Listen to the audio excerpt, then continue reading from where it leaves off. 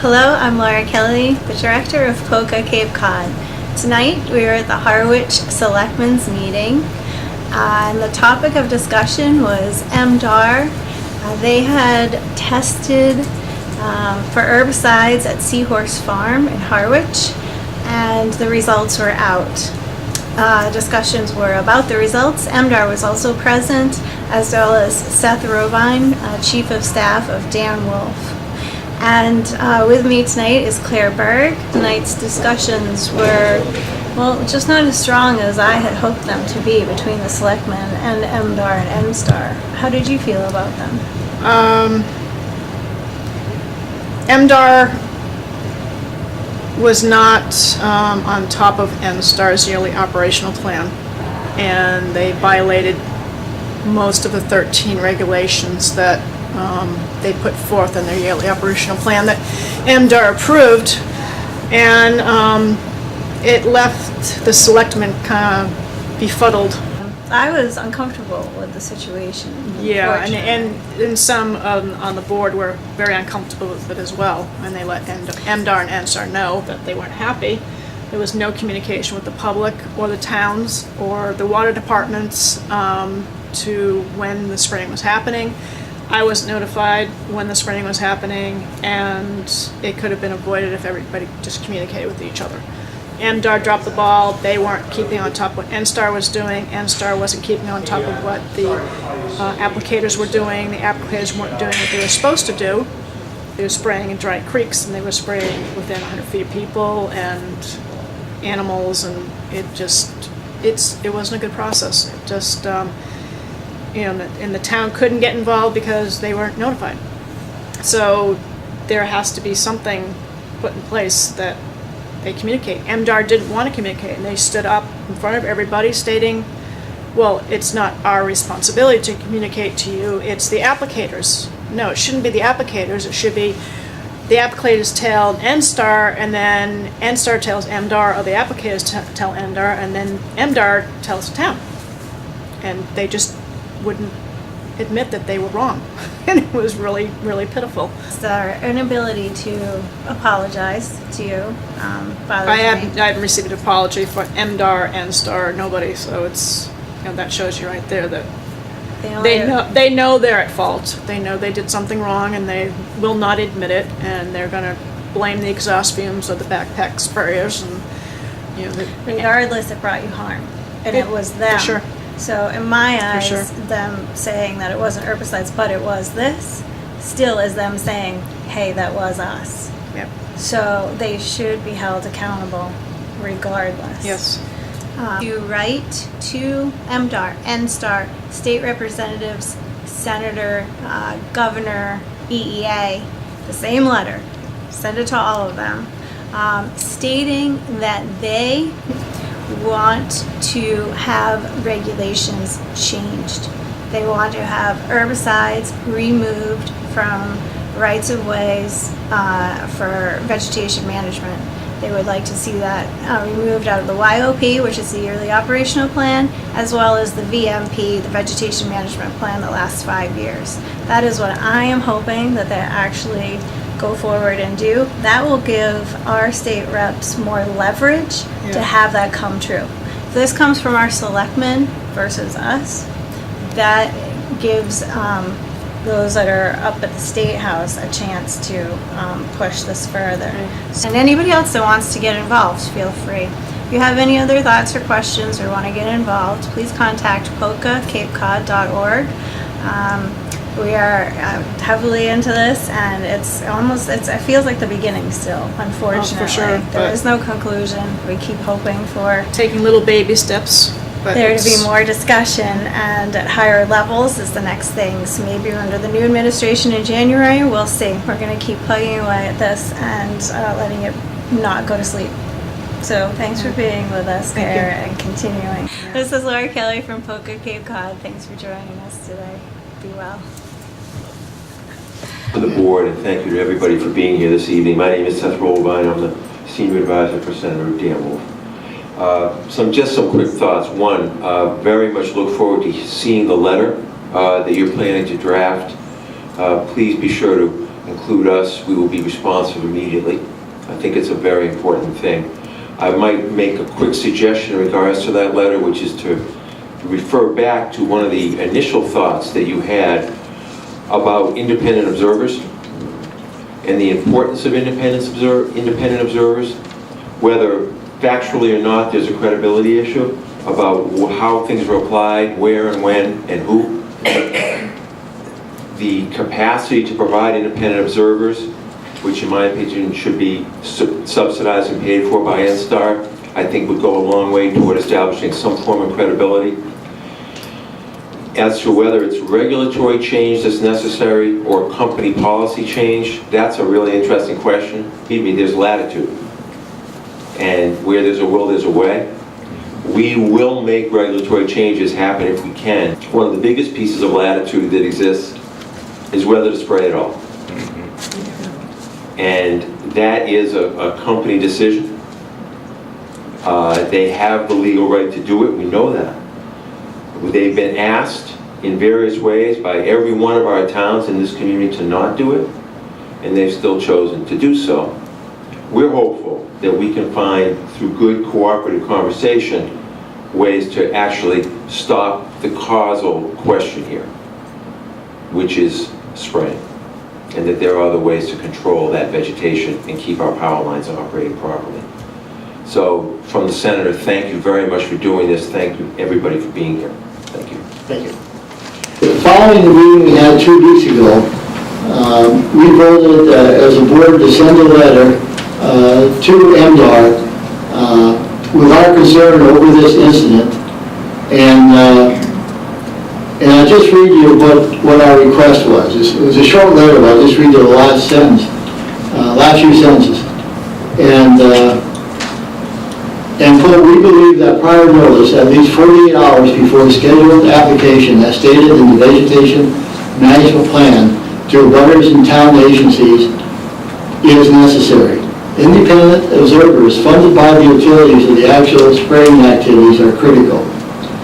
And that was our request, that we get basically local knowledge into the spraying. So there's, I know you have mass, but it goes beyond that. Spraying must be supervised by a person with local knowledge of right-of-ways and environmentally sensitive areas. And that's the gist of what we sent in. Based on the report 2 weeks ago, our concern was that the management plan be followed. And so with that, and we bumped it up then to the state. Okay. And I'll move on then. I'll start us up. My name is Lee Cortrial. I'm the Division Director for Crop and Pest Services for the Department of Agricultural Resources. The pesticide program is under my purview, and that includes the rights-of-way program, which we also administer. I do have here tonight the inspector, who is our actual, he's the rights-of-way coordinator for the department, and he actually also did the investigation of the incident at the site.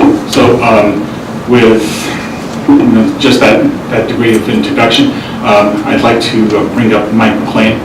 Good evening, I'm Mike McLean, Right-of-Way Coordinator, Pesticide Inspector, Massachusetts Department of Agricultural Resources. The department had received a letter that I believe went through the governor's office down to us concerning a spray on an NSTAR rights-of-way in Harwich and a potential exposure due to herbicide drift.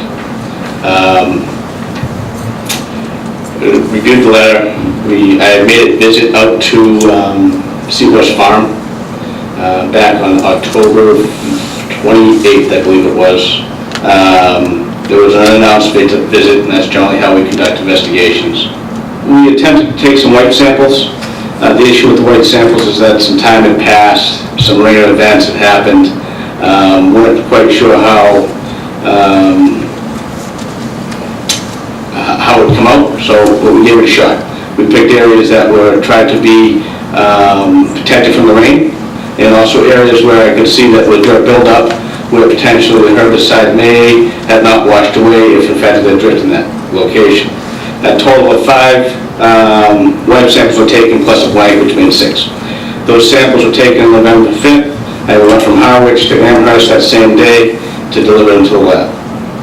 And they were to conduct their analysis. The herbicides, they're not selective, meaning that, if they are touching the vegetation, they're going to cause damage to that vegetation. And part of our evidence is to see if there was drift, is there signs of dead vegetation going towards that area of concern. Our lab results came back. The lab had extracted the web samples, and they had tested for metsulfuromethyl, which is S-XP, and the imazapyr, which is the arsenal, and they're also supposed to test for the fusamine, which is quinine. They called me up after to explain to me that we goofed because the extraction methods can't be used to test for fusamine. So we don't have a result for the fusamine, but we do have it for imazapyr and metsulfuromethyl, or the S-XP and the arsenal.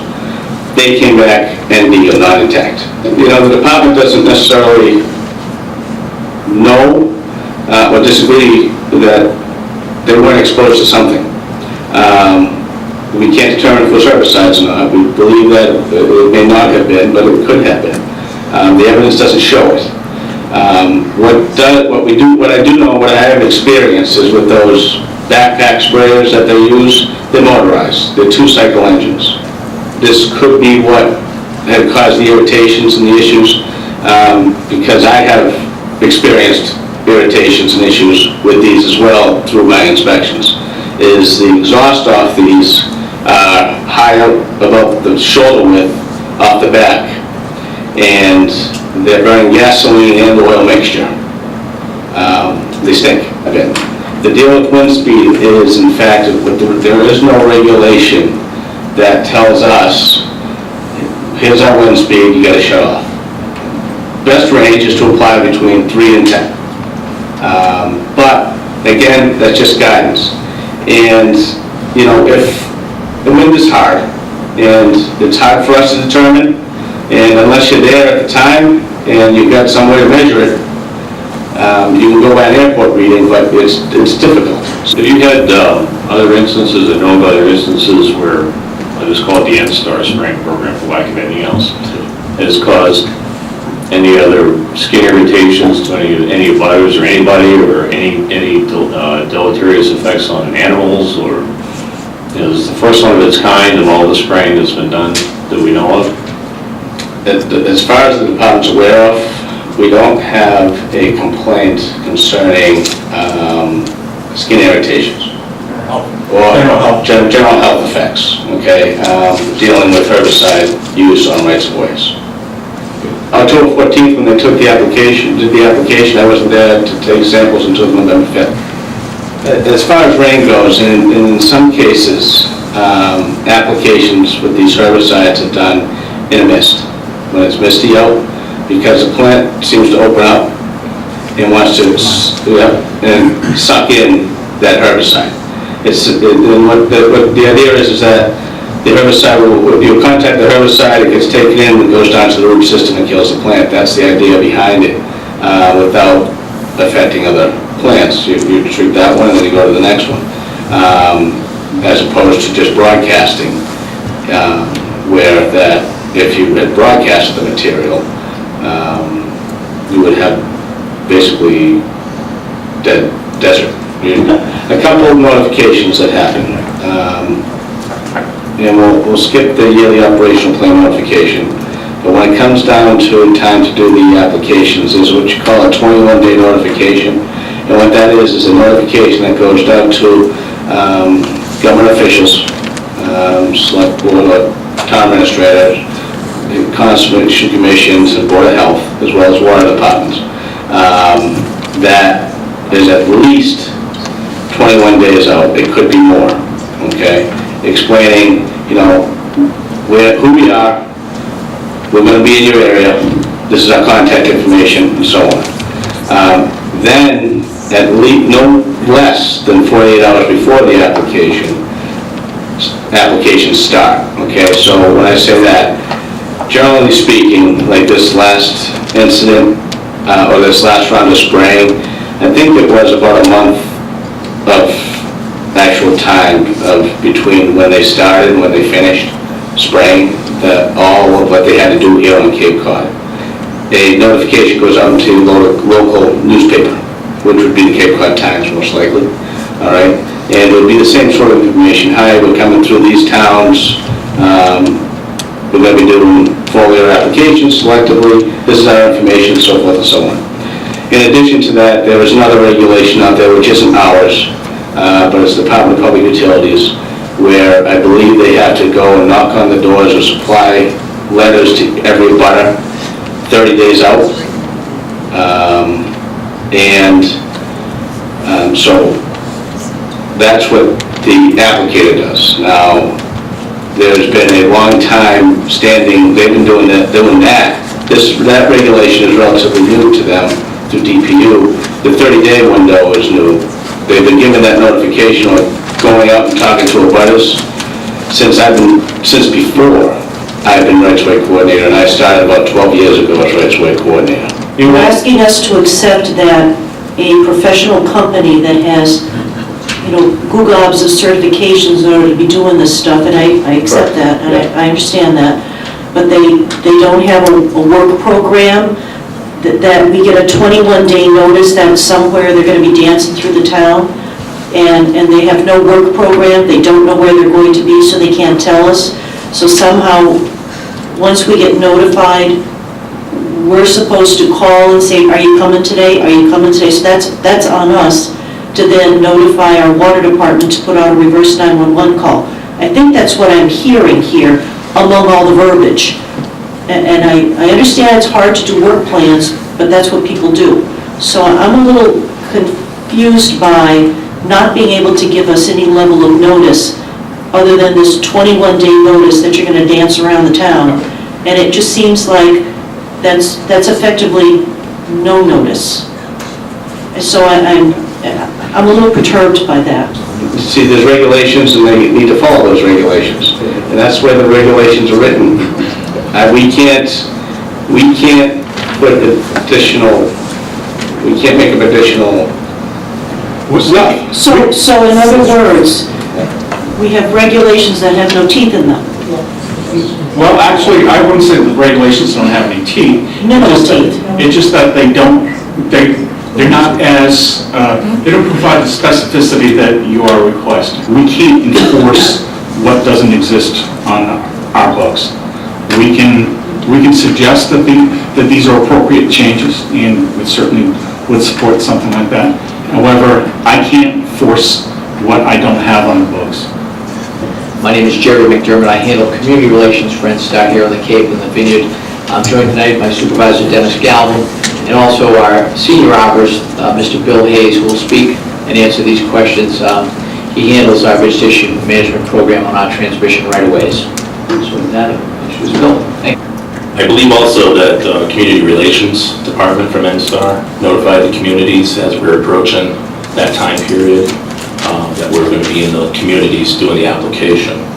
I think it might be time to try and figure out a simpler system to communicate with people. I think from our standpoint, we're going to have to deal with our reps to try and make a regulation change. And whether that happens or not, I don't know.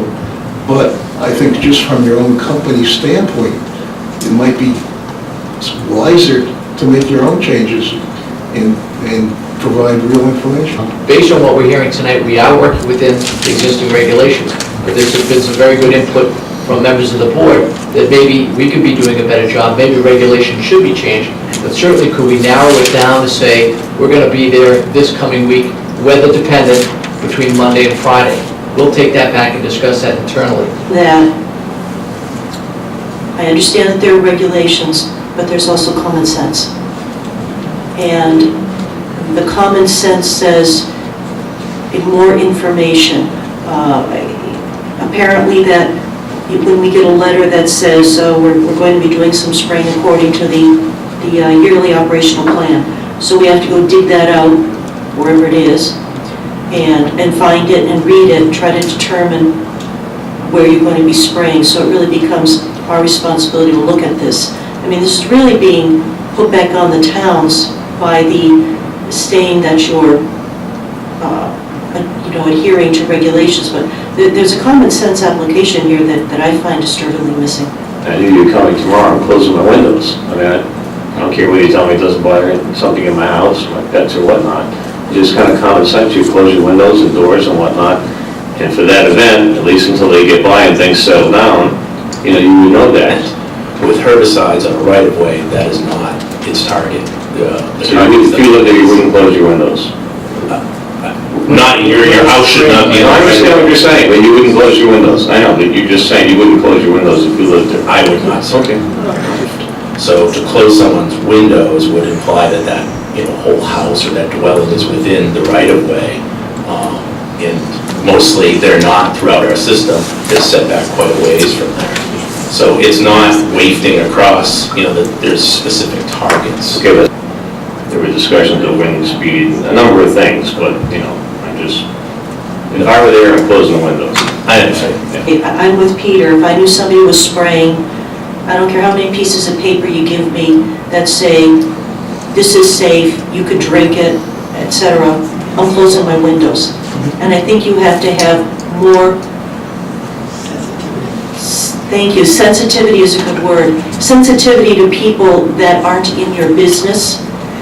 You may be willing to drink it, but I'm not.